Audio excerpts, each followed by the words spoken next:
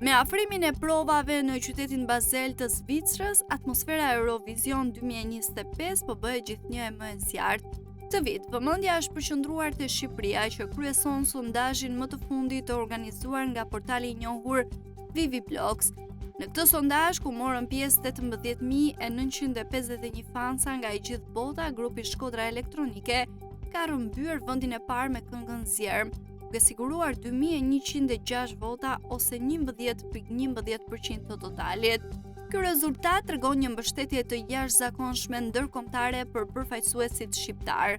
Në vend të dytë ndodhet Finlanda me Erika Wikman dhe kënga Ishkome, që ka marrë 10.39%, ndërsa podiumin e plotson Suedia me grupin Kai dhe këngën Barabada Bastu me 8.55%. Kjo rritje e mbështetjes për Shqipërinë vjen pasi më herët ajo ishte rënditur e dyta në një sondazh të ngjashëm për gjysmëfinalet. Duket se Zjerm ka ndezur imagjinatën e publikut dhe është ndruar në një nga këngët më të përfolura të këtij edicioni. A do të arrijë Shqipëria ta rrëmbejë më në fund trofeun e Eurovisionit? Shpresat janë të mëdha dhe flamuri kuqezi po valvitet lart.